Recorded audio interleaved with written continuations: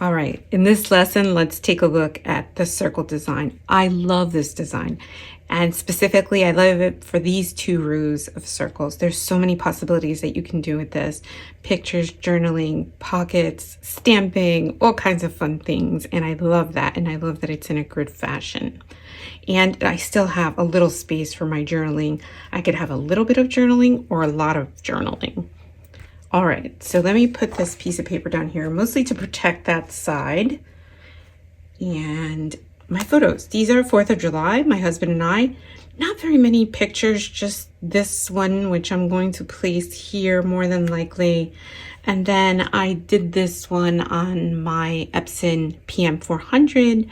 I used PicMonkey to get my 4 pictures. I made this one a little smaller by pinching it down, because if it's going to fit in the circle and I'm going to have to use a punch, I know that the faces have to be a little bit smaller than that space of 2 by 3 that it assigns for this spot. So that's that. There's a lot of videos out there. I will try to link up a few about PicMonkey and how to create these types of collages for your PM400. All right, for stuff, these are my elements. I have this washi tape. I love this washi tape. It's very old. I don't know where it came from. Right now, I have some stars because 4th of July. I really only had this one themed element for 4th of July. I just don't have a lot of stash. I think these two are from Ali Edwards. This one is Laura by Laura. She makes a lot of things in Spanish, and I love that it says Mi vida, which is my life. And then I have this ribbon, my country tis of thee. I just pulled this because I've had it in my stash so long and I'm trying to use old things. We'll see if that works. And then the stamps. My main stamp set is this one. This one by Heidi Swapp. This is so perfect. I love this. This is sold out a couple times. Hopefully it's still available. But I love the layered fireworks. I love this definition, and I like all these little words. I think that'll work. My date, year, in lots of different sizes. This also beautiful stamp set with written words, circles. I mean, every sort of configuration of a year you could want. And this is Carrie Bradford. And then I pulled out my 3x4s. I don't really have a huge stash of 3x4s, but these few I like. This is very old Studio Calico. I love this title. And this one I pulled. I love this little circle of stars and the fireworks. All right, so we have our pictures, we have our design, we have our palette, we have our stamps, and we'll add our story at the end. Let's get to creating. Now it's time to play with some circles. I have pulled out my 1 3/4 inch circle punch. Even though the circles in the notebook are 1.5, after working with the notebook for a while, and I've made probably 30 notebook pages at this point. I took this notebook for a good test run to see what really works. What I found is that I like the 1 3/4 inch sized photos and some elements instead of the 1.5. And it was really easy to line them up and they still fit. So you can try both and see what works out for you. All 4 of these pictures though are 1 3/4 inches, and you'll see how that comes together as I continue to work with a grid of circles. Let's get started with our title. Now to ground the title, I'm going to use the fireworks stamp and then some red alphabet stickers. I should have really started with the M in boom and worked backwards, but I took my chances and it ended up working out. I am sure you've had the experience where you've tried this and then had to peel up the letters when they don't fit. So I do recommend starting with that M and working backwards. So basically, do as I say, not as I just did. To underline the red and also for some contrast, I used the Bring on the Fireworks stamp and I love how that little block looks. I'm going to move down to the grid because I still need my journaling block up at the top under the boom, and I want to make sure things end up balanced or evened out. So next onto the grid, I'm going to use or try a lot of different elements, and I'm moving color around, especially the color red and the color blue. Some of it is preference, some of it is weight. Now look at how the photos end up. The photos end up in a triangle. So we have that blue one I'm placing right there, the one at the bottom, and the one up at the upper right hand corner. That triangle is all 1 3/4 inches in size. The other 3 elements are going to be smaller, and that evens itself out or balances each other out. And balance is definitely one of the main components of design. And it's really easy to do in this notebook because the spots are already there for you. So all you need to do is follow some really simple little rules or design principles like that, and you'll come out with some beautiful pages. Now let's talk about layering stamps. This is one of my favorite things to do. Now there are some stamp sets like this one that I'm using by Heidi Swapp that is made for this, and it's kind of figured out for you. And you're going to see both types of examples in this notebook and in this class. You're going to see a stamp set like this one that was meant to be layered, and then I'll show you how to layer your own stamps. So I started out with the gray.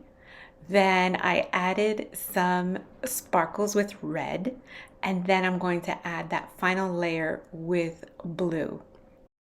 I think these types of stamp sets really lend themselves to using a lot of different colors for each layer, and I love the way that looks.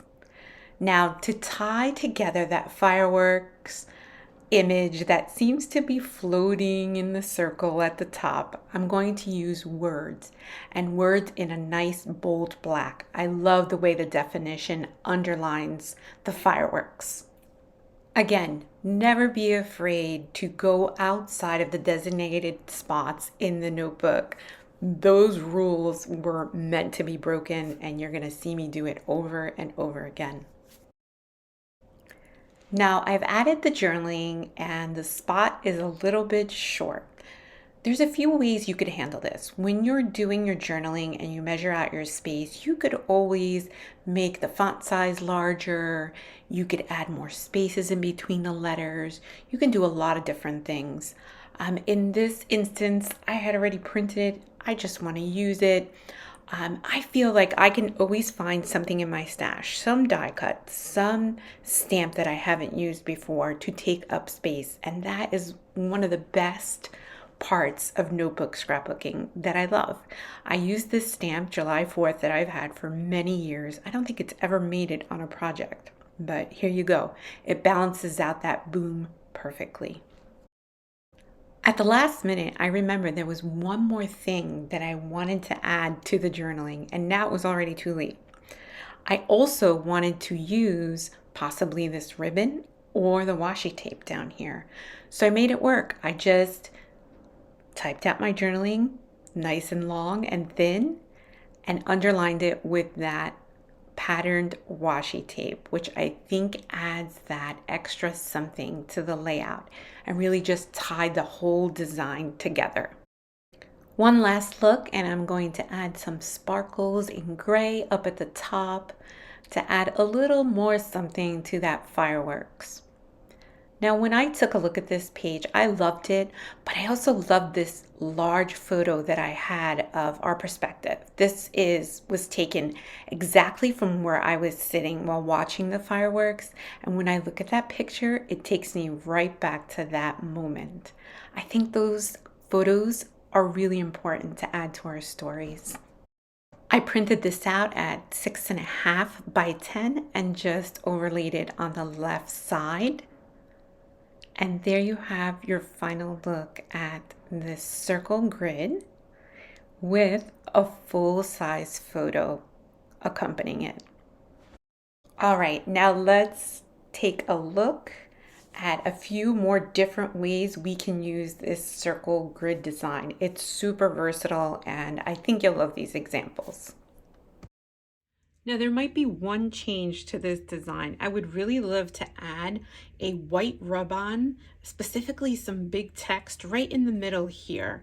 If I find something in my stash, I might add that, so you might see a change in the idea book portion of this class later on. But for right now, I'm gonna move on. All right, let's look at another version of the circle. Now for this one, we still have 4 pictures.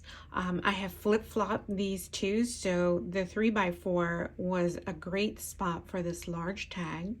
This tag had actually no tail, so it was just this plain tag. This is from Pink Fresh. All it had was this beautiful flower here, and it seemed like the space was made for a stamp title.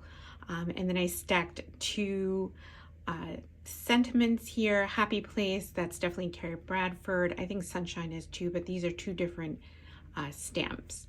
And then I made my photo a little bit smaller. I added some washi tape here to add a little bit of weight, and also a little pop of green. We have green here, and a little bit of green in our pattern. On the bottom side, instead of taking the photos and staggering them like I did on the 4th of July page, I just lined them up right under the focal point photo, just again to have a little bit of a difference in design, and have every page look just a little bit different. And then my second row is pretty much all stamped except for this one little pocket. I cut out this patterned paper with a 1 3/4 inch punch, which is the same one that I used for the 3 photos. I cut it in half, and then that gave me a perfect little spot for this PS, don't forget to have a good time. On the bottom, super simple, super clean, just the one stamped phrase here and there, and then a tiny bit of journaling. Sometimes I don't have a lot to say, and these are perfect stories, little tiny stories for the notebook with just a little bit of journaling. And I know that not everyone likes a ton of journaling, so this is an example of not a ton of story, and it still works. Our next example, if I can flip through it here. Again, I actually started this design with this 3/4 inch circle. This is from Ellie Edwards. I love the color and the Escape the Ordinary. I thought it was perfect. It went great with these sunflower patch photos. And then I just mimicked the size, the 3/4 inch photos again. This time they're not in a triangle and they're not in a row. They're just scattered. And they still look good, and they're balanced by this piece here, and also the weight of the cloud. And the cloud has more weight for 2 reasons. One, the darker color, the navy color, and also if you look at it, it doesn't fit perfectly in the circle either, which gives it more weight. And again, it balances out these larger circle photos and circle elements. Up at the top, we have some layering of stamps, and you'll see another example of layering stamps in one of the process videos. But in this one, I could tell you that I started out with the Together. So the Together went first, that was 1 stamp set, and then I worked my way up. Autumn Agenda is another stamp set, and then the third one that ties them all together is the Yellow Circle. And then I added a this is actually from an alphabet sticker sheet, and I used the numbers, and I just used the yellow number 2. I could have used the stamps too. I probably had it pulled out because that's where this HF are from, the same thing. This is also stickers. And then here I mimicked the exact same thing that I did here. Stamp and journaling, stamp and journaling. Okay, now we've seen a lot of examples that have a lot of photos, but what happens when you don't have a lot of photos? And that would be this example. Let me just cover this up so it doesn't become distracting. And this one, I just have that one photo of my dog being cozy. I love that view. It reminds me of something that I look at probably every morning when I have my coffee in that one spot. So that's part of the story. I didn't have a lot of little detailed photos. I probably could have taken them, but I just don't have them. And I wanted to make sure to give at least one example that doesn't have a ton of photos, because sometimes we just don't have a lot of photos from one story. So in this case, I put the photo down first, then I started this stamp block. This stamp block is repeated. If you look at this example, and let me just flip back to it really quickly, it's exactly the same. Bold title, underlined in color, the circle, and then the number. And what do we have here? It's the exact same thing. So repeat your designs, and yet it looks completely different when you do it in different colors. And one is at the beginning of the book, one is at the end of the book. That's what makes notebook pages really easy. You can copy designs, and then you don't have to figure it out from the beginning over and over again. It's one of my favorite things. I have a lot of favorite things about this project and notebook scrapbooking, but you'll hear me say that a lot. At the bottom, I just used every single spot for either stamping, a lot of die cuts, 4 die cuts, 5 die cuts. And here I did a little circular quote, and it's a quote about winter that I love from John Steinbeck. At the bottom, again, journaling and stamp.